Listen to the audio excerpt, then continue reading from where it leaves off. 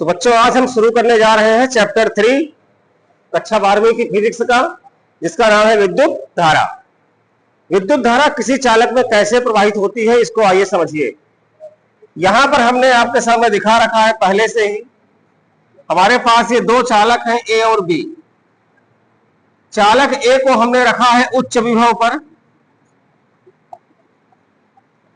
और चालक बी को हमने कहां रखा है, निम्न विभव पर।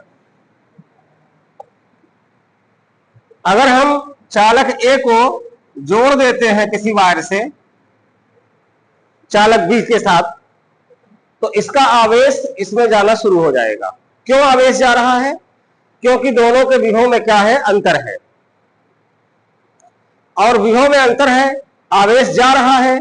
आवेश प्रवाह की दर को हम क्या कहते हैं, धारा। तो जब आवेश चलेगा तो वहां क्या बन जाएगी, विद्युत धारा बन जाएगी। विद्युत धारा की परिभाषा होती है आवेश प्रवाह की दर को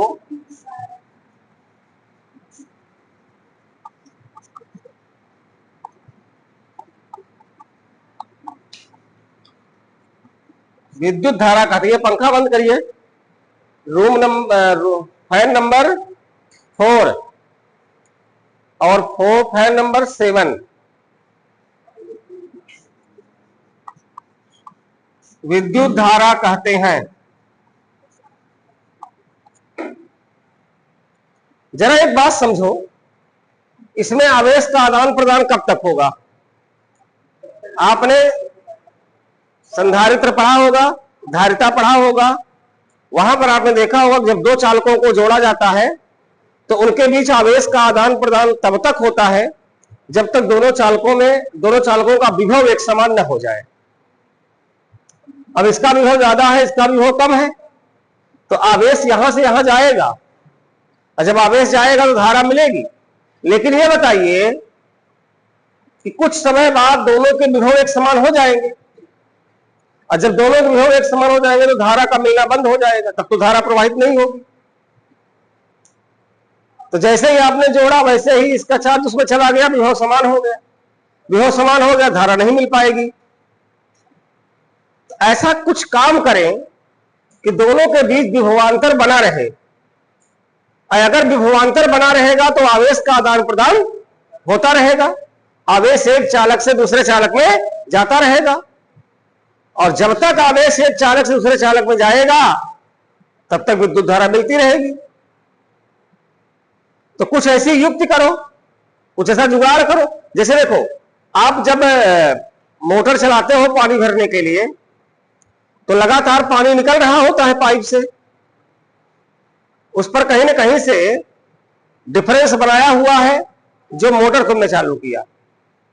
यहां पर हम क्या करते हैं कि अगर हम इसको ला करके यहां पर बैटरी से कनेक्ट कर दें, हम अगर इसको ला करके बैटरी या सेल से कनेक्ट कर दें, चलो सेल से कनेक्ट कर दिया मान लीजिए, तो अब इस सेल का काम क्या है कि इन दोनों के बीच में हमेशा ये पोटेंशियल डिफरेंस मेंटेन करेगा, इनके बीच में हमेशा विभवांतर बना के रखेगा, और जब तक विभवांतर बना रहे तब तक धारा बहती रहेगी। तो अभी तक आप लोगों ने सेल और बैटरी ऐसी चीज नहीं सुनी थी नाम, लेकिन अब ये भी आ जाएगा। तो चालक में अगर आपको धारा प्रवाहित करनी होगी तो आपको उनके सिरों के बीच में विभवांतर उत्पन्न करना होगा। विभवांतर उत्पन्न क्यों करना होगा? अगर विभवांतर उत्पन्न नहीं करेंगे, दोनों के विभव एक समान हो जाएंगे, तो आवेश का आदान प्रदान नहीं होगा, और जब आवेश का आदान प्रदान नहीं होगा तो विद्युत धारा नहीं बहेगी। विद्युत धारा को बहने के लिए आवेश को चलना होगा, और आवेश को चलने के लिए दोनों सिरों के बीच विभवांतर होना होगा। और दोनों सिरों के बीच विभवांतर का मतलब हुआ कि किसी का विभव ज्यादा होगा तो किसी का विभव, मतलब एक हाई पोटेंशियल पर होगा तो एक लो पोटेंशियल पर होगा। क्या इतनी सी बात समझ में आ गई? और समझ में आ गई तो परिभाषा लिख लो। आवेश प्रवाह की दर को विद्युत धारा कहते हैं। इसका सूत्र बन जाता है विद्युत धारा बराबर आवेश बटे समय। अब धारा को हम आई कहते हैं, आवेश को हम क्यू कहते हैं, समय को हम टी कहते हैं। परंतु आवेश क्वांटीकरण का सिद्धांत हम पढ़े हैं। आवेश क्वांटीकरण के सिद्धांत से क्या कोई बच्चा बता सकता है आवेश क्वांटीकरण का सिद्धांत क्या है? क्या कोई बच्चा बता सकता? फार्मूला बता दो। Q बराबर NE, पढ़े हो कि नहीं पढ़े हो? प्लस माइनस होता है, मैं मैग्नीट्यूड लेके चल रहा हूं। Q बराबर NE, मैं यहां अगर रख दूं तो हमको I का फार्मूला मिल जाएगा NE अपॉन T। I का फार्मूला ये भी है और I का फार्मूला ये भी है। विद्युत धारा सदिश राशि है कि अदिश राशि है? पहले मात्रक बता दो इसका क्या होता है। पहले मात्रक बोलो। एम्पियर मात्रक क्या होता है? और इसको कैपिटल ए से लिखते हैं। कहां से लिखते हैं? साथ ही बता दो यह अदिश राशि है। भाई साहब विद्युत धारा कैसी राशि है? अदिश राशि है। अब बताइए, जैसे ही आपने यहां सेल लगाया होगा तो प्लस से माइनस की तरफ विद्युत धारा बहेगी। प्लस से माइनस की तरफ विद्युत धारा क्या होगी? बहेगी। मान लीजिए कि आपने यहां पर 1.5 वोल्ट की बैटरी लगाई, यहां 2 एम्पियर की करंट बह रही है। 2 एम्पियर की करंट बह रही है। जरा देख के बताओ कि 2 एम्पियर इसका मैग्नीट्यूड है। अब प्लस से माइनस बह रही है, इसकी डायरेक्शन है, दिशा है। और आप अच्छे तरीके से जानते हैं कि वे भौतिक राशियां जिनमें दिशा और परिमाण दोनों हो सदिश राशियां कहलाती हैं। तो इसको हमने अदिश को कह दिया, जबकि दिशा भी है और परिमाण भी है। तो इसमें दिशा और परिमाण दोनों होने के बावजूद यह क्या है? अदिश है। क्योंकि सदिश का खेला जो है सिर्फ इतना ही नहीं होता कि दिशा और परिमाण होने चाहिए। दिशा और परिमाण हो तो सदिश है, लेकिन साथ में उन्हें सदिश बीजगणित के नियमों का पालन करना होगा। सदिश का जोड़, सदिश का घटाना, सदिश का गुणा जो भी पढ़ाया गया होगा उन नियमों का पालन करना होगा। ये जो विद्युत धारा होती है ये सदिश बीजगणित में का पालन नहीं करती। कैसे नहीं करती जरा समझो। मान लीजिए कि आपको मैंने बताया था विद्युत क्षेत्र के बारे में पिछले अध्याय में। तो मैंने कहा कि अगर मान लीजिए कि एक विद्युत क्षेत्र की डायरेक्शन ये है E1 और एक विद्युत क्षेत्र डायरेक्शन ये है E2, इनके बीच का कोण है थीटा, तो बताओ इनका परिणामी क्या होगा? तो इनका परिणामी आपने कहा कि इनके बीच से कोई ना कोई ऐसे करके जाता है जिसका नाम क्या होता है E, और यह निकल के आता है under root E1 square plus E2 square plus 2E1 E2 cos theta. क्या वहां पर दिखाई दे रहा है जो मैंने लिखा हुआ है? एक बार देख लूं मैं। हाँ दिखाई दे रहा है, कोई बात नहीं, ठीक। 2E1 E2 cos theta. अगर थीटा की वैल्यू जो भी रहेगी वहां के हिसाब से निकल के आएगा। हमने कह दिया कि थीटा की वैल्यू अगर 90 डिग्री हो जाए, थीटा की वैल्यू कितनी हो जाए यहां पर 90 डिग्री। इधर चले आओ, यहां भी दिखाई दे रहा है।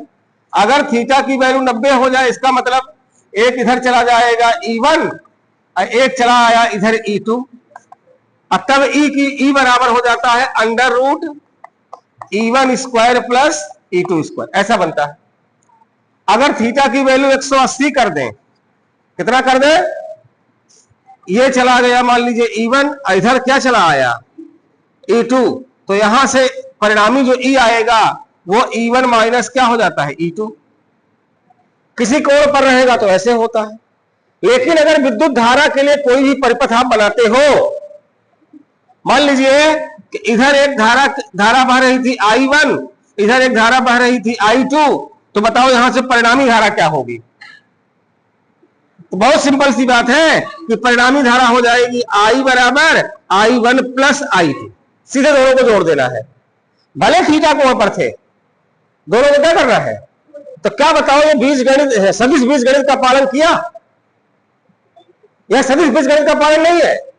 सदिश बीजगणित कहता है इनका परिणामी ऐसे निकाला जाए। सदिश का परिणामी ऐसे निकलता है।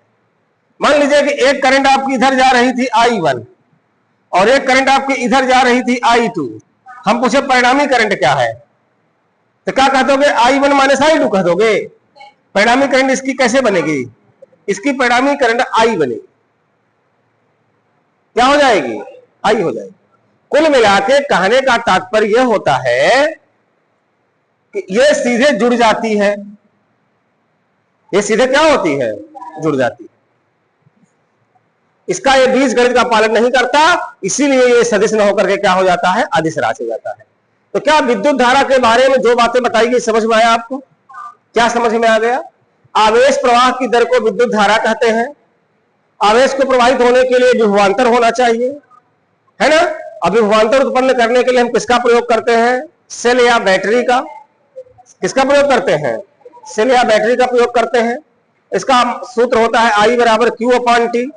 इसका मात्रक होता है एम्पियर। Q को ये नहीं कर दोगे तो एक फार्मूला ये भी आ जाएगा। एक चीज यहां से आप और सीख सकते हो कि अगर आप यहां देखो I बराबर Q अपॉन T में अगर हम Q को ले ले 1 कूलाम और T को ले ले 1 सेकंड, तो I हमारा क्या बन जाएगा? 1 एम्पियर। नहीं बन जाएगा? यहां से 1 एम्पियर की परिभाषा भी आप बता सकते हो। तो what is 1 ampere electric current? तो 1 एम्पियर इक्वल टू आपका निकल के आ जाएगा 1 कूलाम अपान 1 सेकंड। निकल के आया कि नहीं निकल के आया? जरा बताइए 1 एम्पियर इलेक्ट्रिक करंट क्या है? 2 नंबर में अगर पूछना what is 1 ampere electric current, 1 ampere विद्युत धारा किसे कहते हैं? हाँ रुक जाओ, हाँ बोलो रवि, तेज से बोलो। 1 सेकंड। फिर से बोलो। 1 सेकंड व 1 कूलाम के अनुपात से जो राशि आती है उसे 1 एम्पियर कहते हैं। चलिए कुछ इनकी अप्रोच पहुंची है वहां तक कि 1 कूलाम और 1 सेकंड के अनुपात को जो राशि आएगी उसे, पर फिजिक्स ऐसे जवाब को स्वीकार करना नहीं चाहती है। सिस्टमेटिक होना चाहिए ना। ये हम विज्ञान पढ़ रहे हैं, विज्ञान में शुरू में पढ़ाया जाता है सुव्यवस्थित एवं क्रमबद्ध ज्ञान। आप ये बोलोगे कि यदि 1 कूलाम आवेश किसी विद्युत परिपथ में 1 सेकंड तक प्रवाहित होता है तो उत्पन्न विद्युत धारा 1 एम्पियर कहलाती है। बात वही है, पर थोड़ा सा सजा करके बोला गया। यदि 1 कूलाम आवेश किसी विद्युत परिपथ में 1 सेकंड तक प्रवाहित होता है तो विद्युत धारा 1 एम्पियर कहलाती है। क्या यहां तक कोई तकलीफ किसी को हो रही है? जरा बताइएगा। अगर कोई तकलीफ नहीं है तो अगली कॉन्सेप्ट हमारी है धारा घनत्व की। किसकी है? धारा घनत्व की। तो चलो हम धारा घनत्व के बारे में थोड़ा सा देख लेते हैं क्या होता है।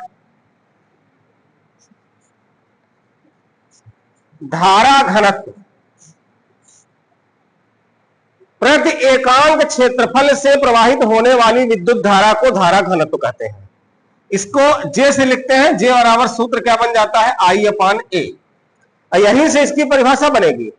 अगर ए का मान 1 कर दो तो बोलोगे प्रति एकांक क्षेत्रफल से बहने वाली विद्युत धारा धारा घनत्व कहलाती है।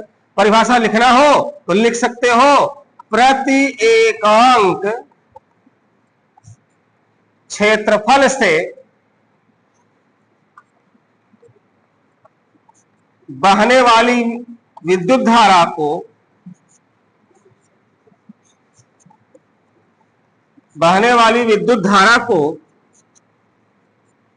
धारा घनत्व कहते हैं। धारा घनत्व कहते हैं।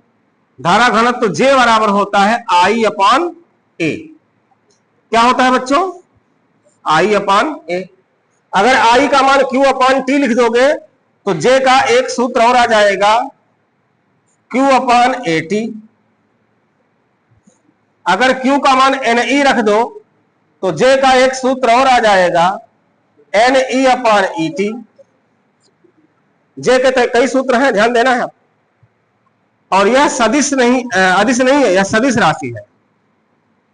यह सदिश राशि है। अब सदिश राशि कैसे है कि जो यहां पर ये क्षेत्रफल लिया गया है ये एरिया वेक्टर है। हमें एरिया वेक्टर पढ़ाया हुआ है आपको। विद्युत क्षेत्र वाले चैप्टर में जाकर के वहां आप समझिए इसको। देखिए एक जो यहां पर क्षेत्रफल हम ले रहे हैं तो सतह के लंबवत ले रहे हैं, इसके एरिया वेक्टर होने के कारण जे कैसा हो जाएगा, सदिश राशि हो जाएगा। जे का विमीय सूत्र क्या है, जे का विमीय सूत्र क्या कोई बता पाएगा? आई बटे ए, आई मतलब एम्पियर, ए मतलब क्षेत्रफल, तो यहां पर क्षेत्रफल का होता है एल स्क्वायर, तो मास तो है नहीं, एल स्क्वायर ऊपर गया तो एल -2 बन गया, टी 0 बन गया, और आई को एम्पियर लिख दो, ये इसका क्या बन गया, विमीय सूत्र। तो विद्युत धारा और धारा घनत्व ये दोनों बातें क्लियर हो चुकी हैं। विद्युत धारा और धारा घनत्व ये दोनों बातें क्लियर हो चुकी हैं, इनको आप नोट कर लीजिए, कहीं कोई तकलीफ नहीं होनी चाहिए। चलिए एक आध न्यूमेरिकल देख लेते हैं, इसी से एक आध न्यूमेरिकल बना लेते हैं। तब से एक प्रश्न है, यदि किसी चालक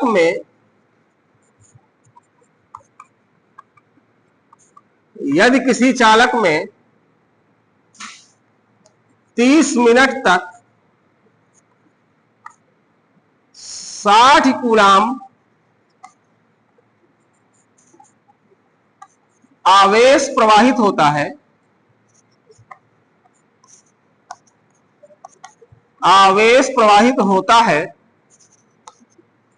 उत्पन्न विद्युत धारा का मान ज्ञात कीजिए।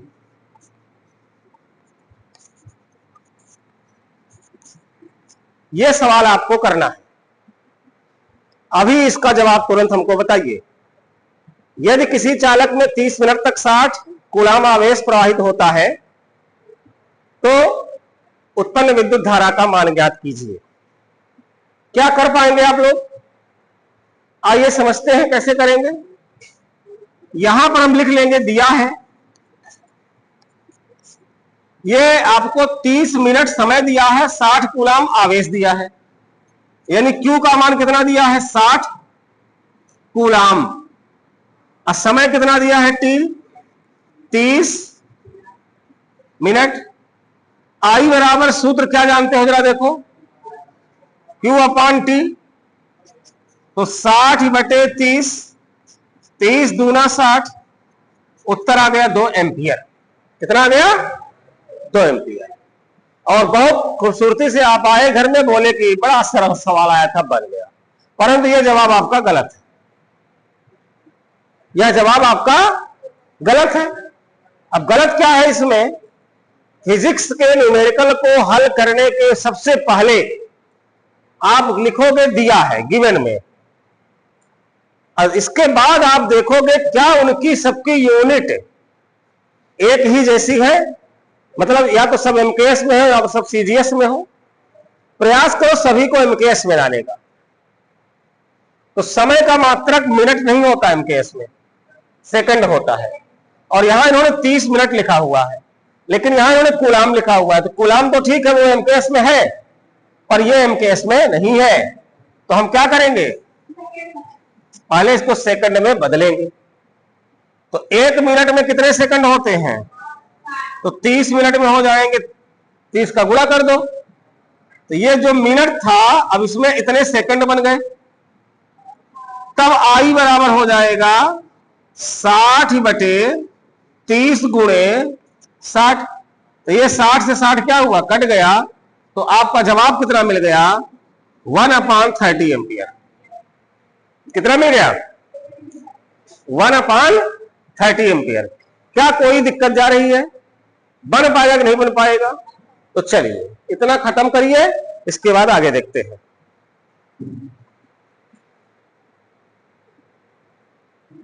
चलिए नेक्स्ट टॉपिक है इसी पार्ट से रिलेटेड, अनुगमन वेग। और अनुगमन वेग जानने के बाद हम विद्युत धारा और अनुगमन वेग में संबंध भी जान लेंगे। किसी भी चालक में जो इलेक्ट्रॉन प्रवाहित होते हैं, मान लीजिए कोई चालक है, इसकी लंबाई स्मॉल l है और अनुप्रस्थ काट का क्षेत्रफल कैपिटल ए है। अगर मैं इसको वही बताया कि सेल से जोड़ दूं तो दोनों सिरों के बीच विभवांतर बन जाएगा, इधर पॉजिटिव सिरा इधर निगेटिव सिरा बन जाएगा। इलेक्ट्रॉन का प्रवाह हमेशा कहां से कहां होता है?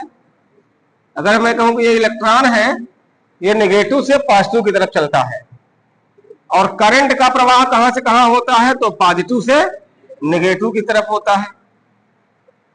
ये इस इलेक्ट्रॉन की मान लिया कि ड्रिफ्ट वेलोसिटी हो गई, ठीक है ना। अगर इसमें इलेक्ट्रॉन चलेंगे तो करंट बनेगी, लेकिन कैसे भी इलेक्ट्रॉन चले, जरूरी नहीं है कि हर तरफ से चलना ही करंट बन जाएगी। अगर इलेक्ट्रॉनों की मोशन एक निश्चित ऑर्डर में हो तब तो इलेक्ट्रिक करंट मिलेगी, लेकिन अगर इलेक्ट्रॉनों की मोशन जिगजैग हो, टेढ़ा मेढ़ा हो, कोई कहीं भी भाग रहे हैं, आपस में टकरा रहे हैं, कुछ भी कर रहे हैं, तो वहां करंट मिलने वाली नहीं है। तो करंट तभी मिलेगी जब इलेक्ट्रॉनों का वेग कैसा हो? अनुगमन वेग हो। कैसा हो? अनुगमन वेग। और जब हम बाहर से कोई विद्युत क्षेत्र अप्लाई कर, जैसे सेल लगा दिए ना, तो मतलब इसको बाहर से विद्युत क्षेत्र मिल गया। और जब बाहर से कोई विद्युत क्षेत्र अप्लाई करते हैं तो इलेक्ट्रॉनों का जो वेग बनता है उसी वेग को अनुगमन वेग कहा जाता है। उसके पहले वो जिस वेग से चल रहे थे उनकी मर्जी, लेकिन बाद में जो उनका वेग अब बना उसको हमने क्या बोला? अनुगमन वेग बोला। तो परिभाषा बहुत सरल है। बाह्य विद्युत क्षेत्र के प्रभाव में, इसकी परिभाषा लिख लीजिएगा अनुगमन वेग की, कि बाह्य विद्युत क्षेत्र के प्रभाव में बाह्य विद्युत क्षेत्र के प्रभाव में इलेक्ट्रॉन के वेग को अनुगमन वेग कहते हैं। अनुगमन वेग कहते हैं। इसे वीडी से प्रदर्शित करते हैं, ड्रिफ्ट वेलोसिटी बोलते हैं इंग्लिश में, इसीलिए वीडी कहते हैं।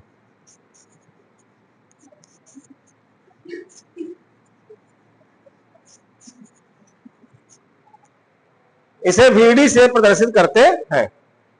अब अगर अनुगमन वेग और धारा, विद्युत धारा में संबंध की हम बात करें, जो ये लिखा हुआ है, तो आप मान लोगे, माना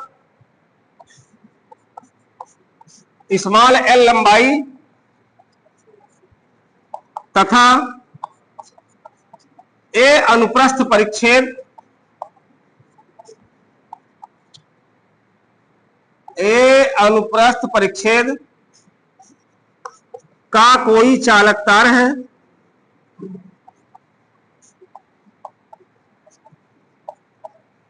जिसके प्रति एकांक आयतन में इलेक्ट्रॉनों की संख्या स्मॉल एन है। प्रति एकांक आयतन में कितने इलेक्ट्रॉन होंगे?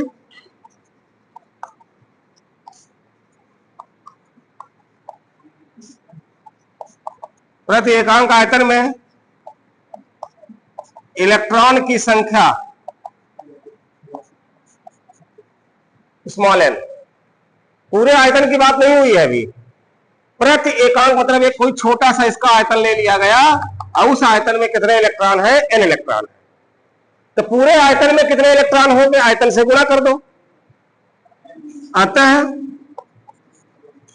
चालक में संपूर्ण इलेक्ट्रॉनों की संख्या, चालक में संपूर्ण इलेक्ट्रॉनों की संख्या यानी इनटू आयतन। आयतन कितना बनेगा? क्षेत्रफल ए है, लंबाई एल है, आयतन होता है क्षेत्रफल इंटू लेंथ एल। इतने इलेक्ट्रॉन है तो एक सेकंड में कितना आवेश बहेगा?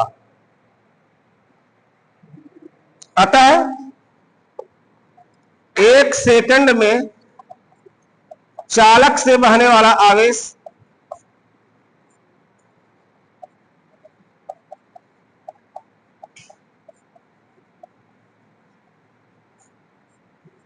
Q बराबर चालक से बहने वाला आवेश बराबर, देखो एन ए एल ये इलेक्ट्रॉनों की संख्या है और एक इलेक्ट्रॉन पर आवेश कितना होता है, स्मॉल ई, तो कुल इतने इलेक्ट्रॉन का कुल आवेश कितना हो जाएगा, NaL इंटू ई। एक इलेक्ट्रॉन पर जो आवेश था उसका मल्टीप्लाई कर दो। अतः t सेकंड में बहने वाला आवेश, t सेकंड में कितना आवेश बहेगा चालक से, तो भाई जब 1 सेकंड में इतना है तो t सेकंड में t का गुणा कर दो, तो Q बराबर NaLe बोलो। परंतु विद्युत धारा के सूत्र से, परंतु विद्युत धारा के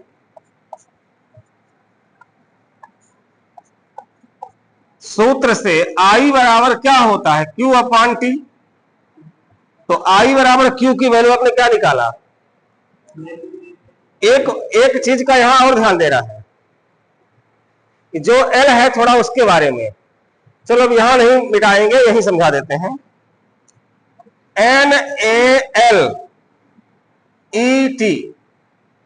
अपॉन T, T से T कट जाएगा तो I बराबर क्या आ गया, NeAL। देखो T से T कट गया, नहीं कट गया, NeAL आया नहीं आया। अब थोड़ा L को समझो, इलेक्ट्रॉनों का जो यहां वेग है वो कैसा वेग है, अनुगमन वेग है। इलेक्ट्रॉनों का वेग क्या है, अनुगमन वेग है। इलेक्ट्रॉन का वेग Vd बराबर, वेग का फॉर्मूला डिस्टेंस अपॉन टाइम। तो डिस्टेंस जब यहां से यहां इलेक्ट्रॉन आएगा तो कितना ट्रेवल करेगा, L। और एक सेकंड में तो समय कितना हो जाएगा, 1। ये प्रति सेकंड इलेक्ट्रॉन फ्लो हो रहे हैं। तो जरा बताओ जब इसका मान 1 हो जाएगा तो L की वैल्यू किसके बराबर हो जाएगी, Vd के। ये बात हम शुरू में ही बता सकते थे, लेकिन डेरिवेशन को थोड़ा क्लियर करने के लिए मैं जाकर लास्ट में बता रहा हूं, नहीं आपके मन में एकाएक बहुत सी उलझने आ जाएंगी।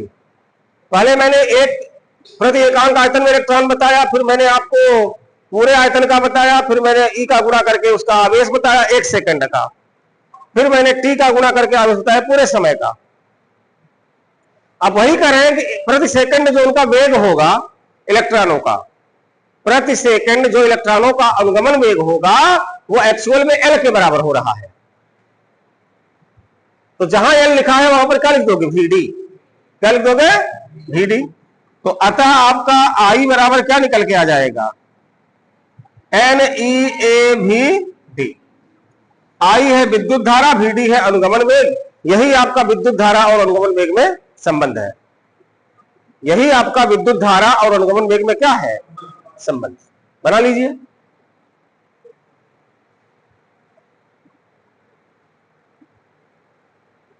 चलिए आज के लिए इतना ही करते हैं, नेक्स्ट टॉपिक हम लोग देखेंगे नेक्स्ट डे। धन्यवाद।